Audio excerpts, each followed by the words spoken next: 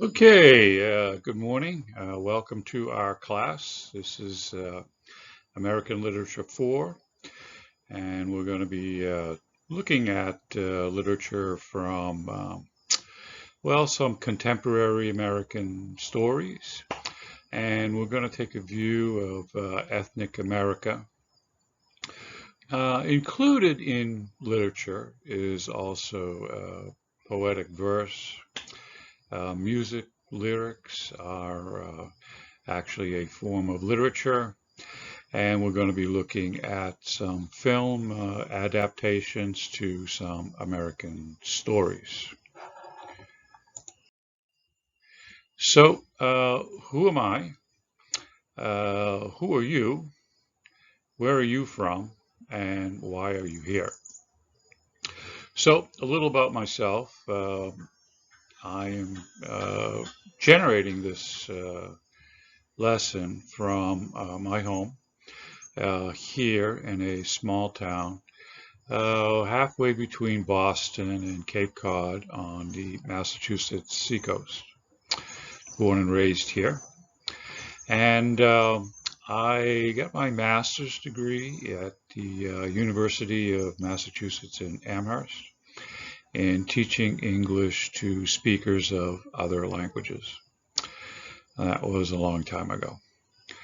So after I got my master's, I went to Taiwan, and I taught at our cultural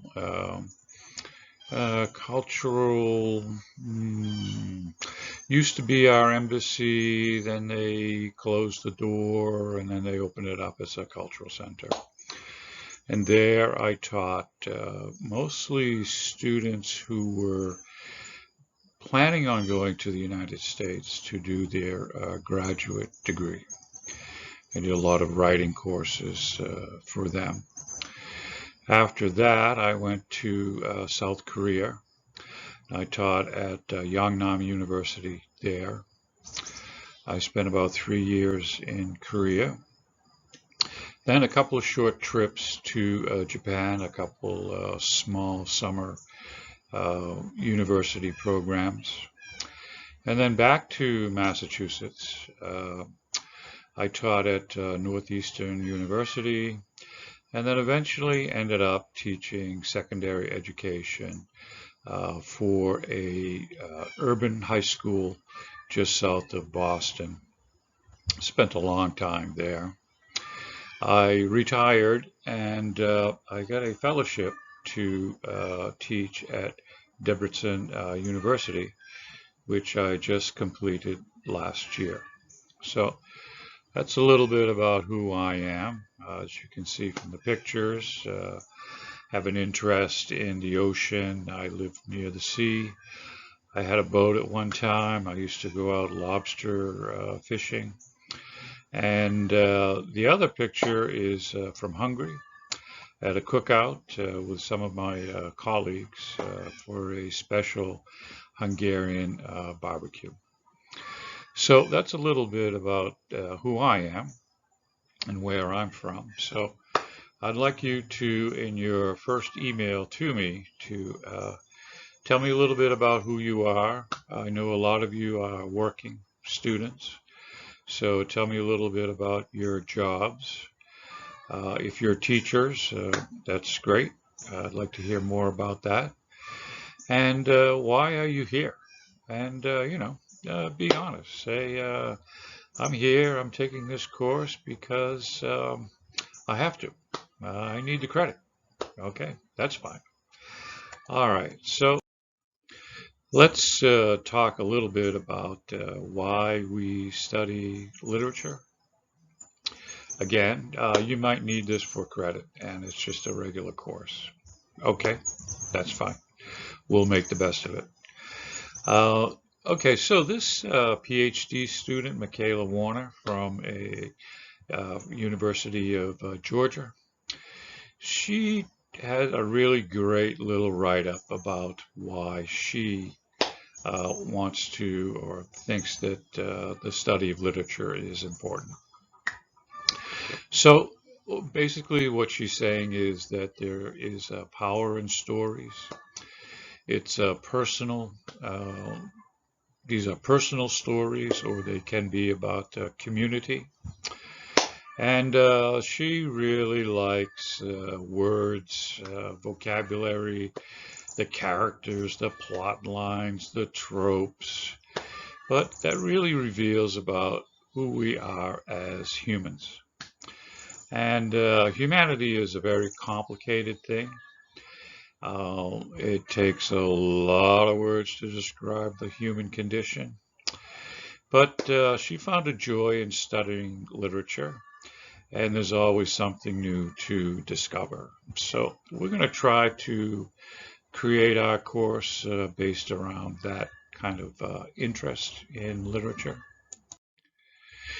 So, of course, we all know there's all kinds of requirements and rules and expectations. So let's get through this as best as we can. Okay, because this is a virtual course, so we will need to communicate weekly, which shows me that you looked at the materials.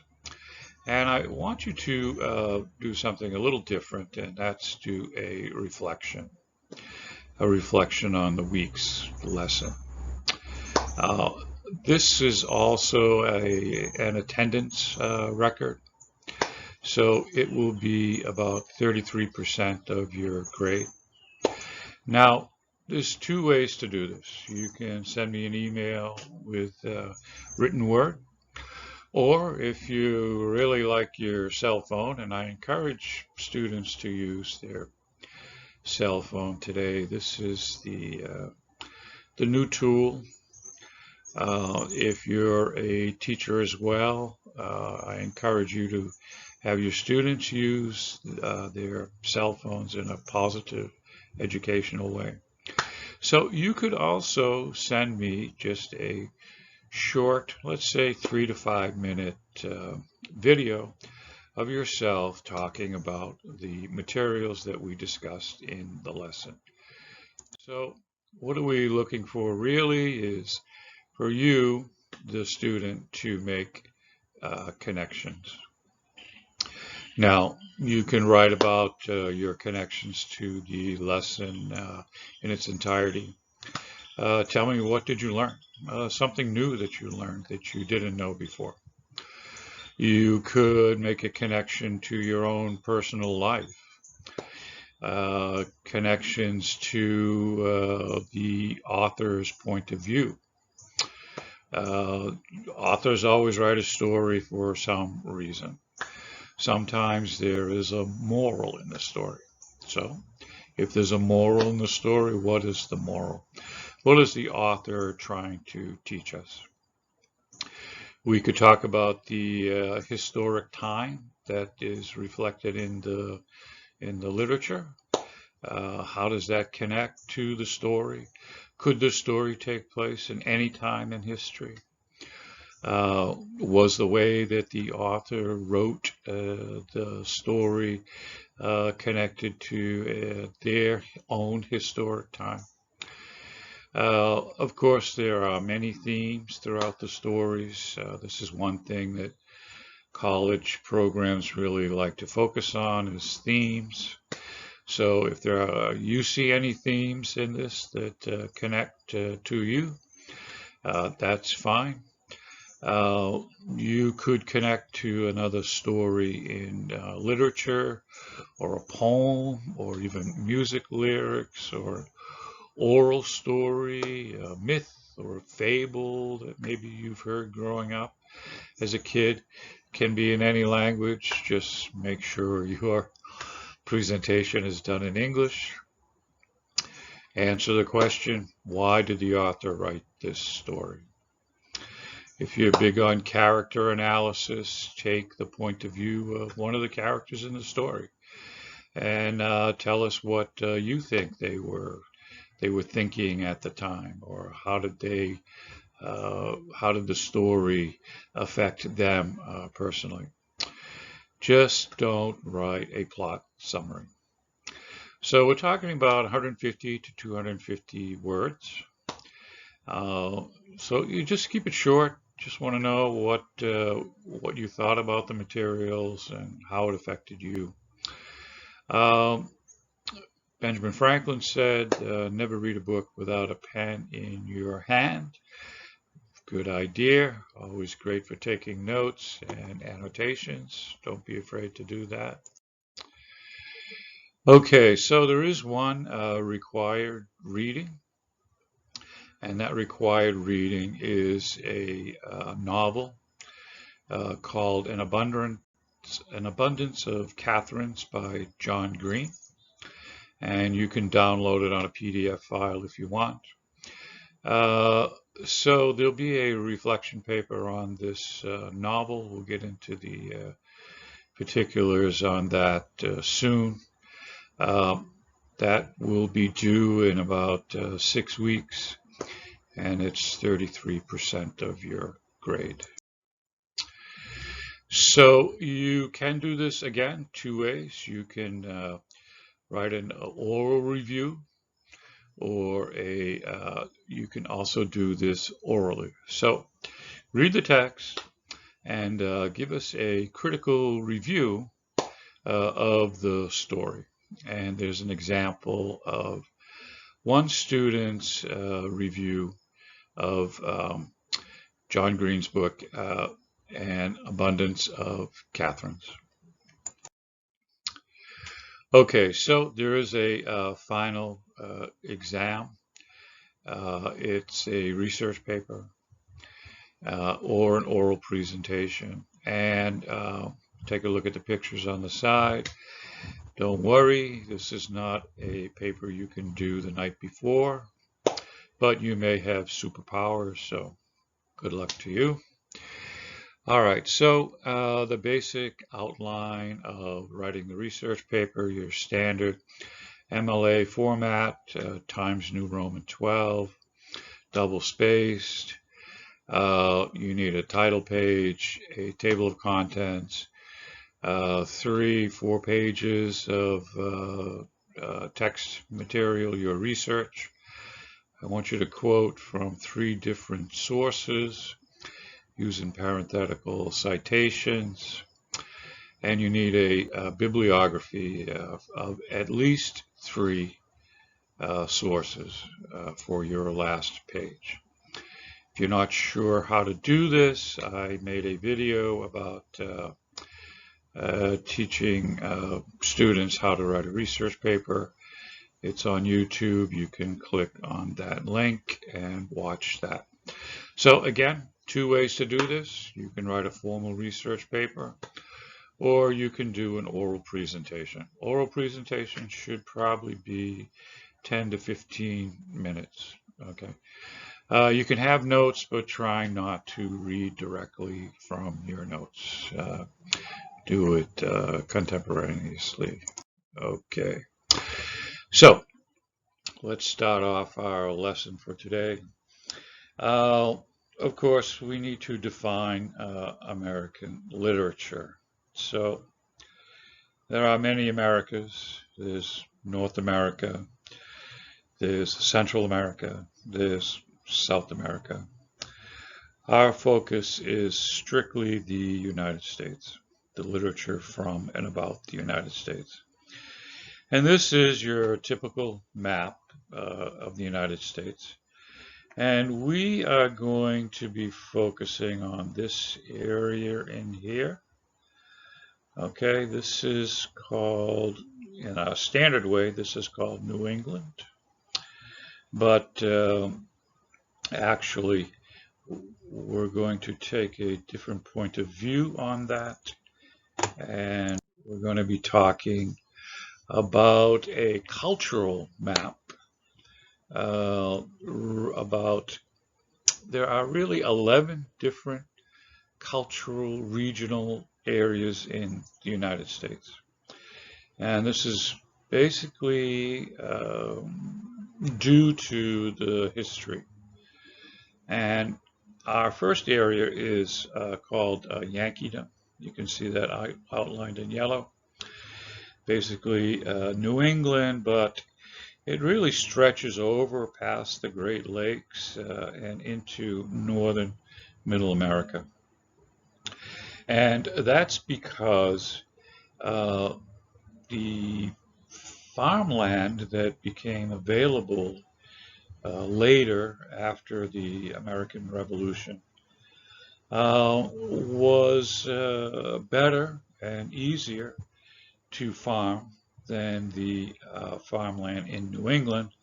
So we saw a mass migration of New England, predominantly English settlers that moved to those areas around the Great Lakes. And of course, they brought with them their culture and their ideas. So let's talk a little bit about Yankeedom. So typical pictures from New England, small communities, agricultural farmland to the big urban center of New England, which is Boston. Still keeping it, even today, it's a strong British English heritage. So what are the characteristics of Yankeedom? So this was basically founded by Puritans. Mm, Usually the story goes that people came here for religious freedom. That's partially true. A lot of them came as entrepreneurs. They came here to make money through farming. And they struggled with that.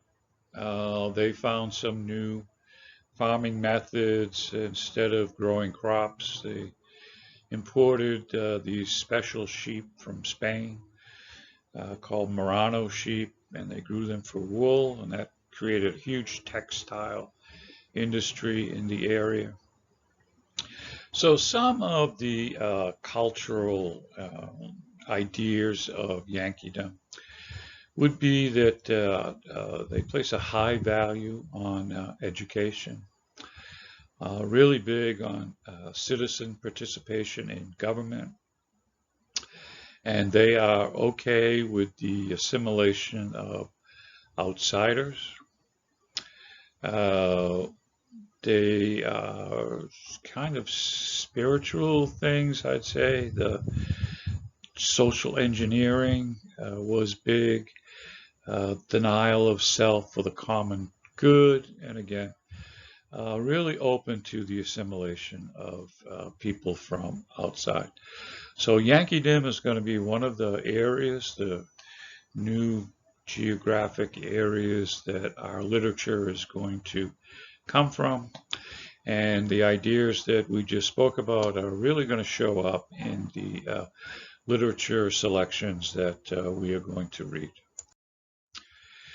So the next piece, a next geographic area that we're going to study is called New Netherland. This area was colonized and developed by the Dutch, and it really encompasses what we know today as New York City. A lot of trade. This became the center of trade. That's even predominant and huge today. So, what are some of the characteristics of New Netherlands? They have a profound tolerance for ethnic and religious diversity. And this is the education component. They have a commitment to the freedom of inquiry and conscience, very much Dutch ideals. It's a magnet for immigrants and refugees persecuted from other regional cultures. So that's New Netherlands, and we'll be reading some stories coming from and about basically, I would say, New York City area. As we can see, Statue of Liberty and downtown New York. Then we're going to be hopping on a plane and flying over to what's called the left coast. It encompasses from the coastline of California all the way up to Juneau, Alaska. And the left coast is kind of a pejorative term. The politics of this area generally is very liberal, so hence the nickname, the left coast. We can see from big cities to the giant sequoias of Big Sur and the coastal area of California all the way up to Alaska. So, what are the basic characteristics of the left coast? Again, this is an area that was later populated by people from New England, and they brought their ideas and culture with them to the left coast. They tried to make this a New England on the Pacific, and it was just kind of partially successful. Some ideas that kind of filtered through are self-expression, exploration, uh, it's cultural production, everything from the Summer of Love, which was the hippies back in the 60s, all the way to the development of the iPad today. These are the closest allies to Yankeedom, and they have a lot of clash with their neighbors in the far western states. So that's a little bit about the left coast, and we'll be talking about literature generated from and about that area of America.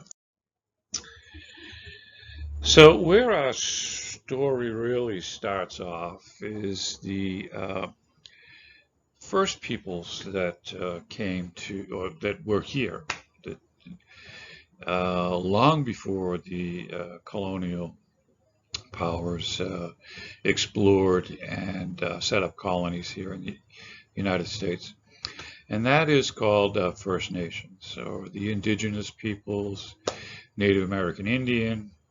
All of these terms mean the same peoples, the first peoples that were here before colonization.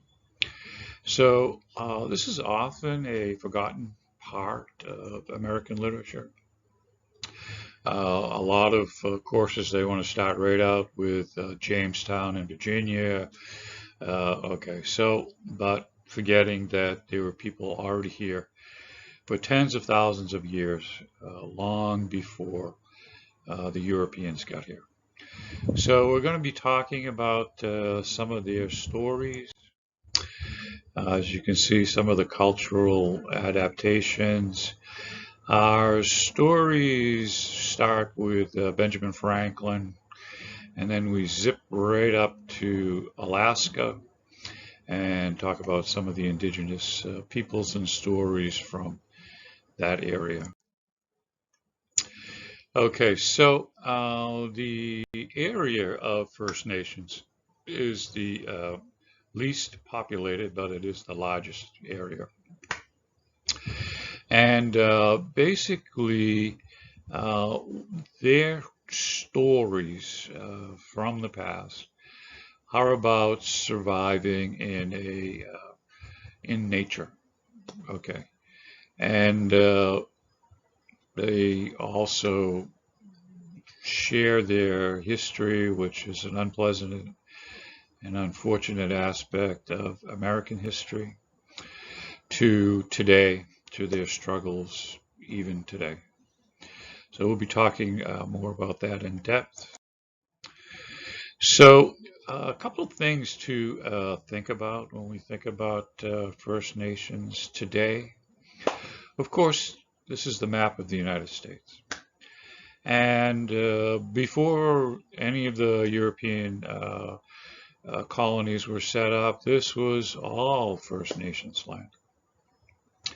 Well, as you can see in blue, these are called Indian nations.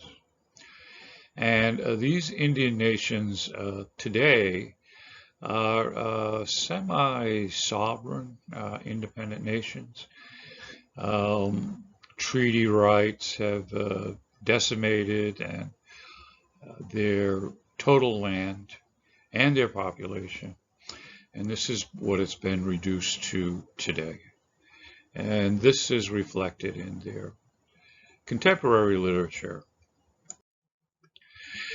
So this sovereignty idea basically means that they have their own independent country, you could say, within America. So there's 573 recognized Indian nations. They could be called a tribe or a band or pueblos in the United States. They are ethnically and culturally and linguistically diverse. They have their own kind of way of doing things, and it was sort of tried to be taken away from them in early American history. But now there's a real strong revival to hold on to their languages, to teach their children about their culture, their traditions, etc. Today, in an effort to hold on to those old world values. Okay, so yeah, we basically talked about that. So as you can see here, as an example, this is a Native American police officer. On their tribes, they have their own police. They create their own roads. They collect their own taxes. They have their own schools. And as you can see, the Hanadza that are up part of the Iroquois Nation up in northern New York, near the Canadian border, they have their own passport, which is legally used throughout the world. So yes, today they are independent, sovereign nations within a larger nation. We're also going to be talking about Hawaii again, another indigenous First Nations area. Beautiful place. They are struggling today to what few Hawaiians or true Hawaiians are left, struggle today to maintain their own independence and culture, and we'll be talking about that as well. So Hawaii is very culturally different than mainland United States, and very big, I would say, Polynesian cultural connections, but today also Japan has had a huge cultural mixing with Hawaiian culture that we know today. Hawaii is more like Asia than any other part of the United States. So in the same way that Yankeedom is very connected to Europe, to England especially, but definitely Europe, Hawaii is the Asian counterpart to that. So a couple of real quick things about Hawaiian culture. This is a very Japanese and Asian idea. So when you enter a house in Hawaii, you have to take your shoes off. Okay. Chopsticks are available in every restaurant. Soy sauce you will find on every restaurant table. Macaroni salad, which is uh, part of a side dish that everybody gets with every meal in a restaurant. Um, Instead of French fries, okay, you might get a scoop of macaroni salad.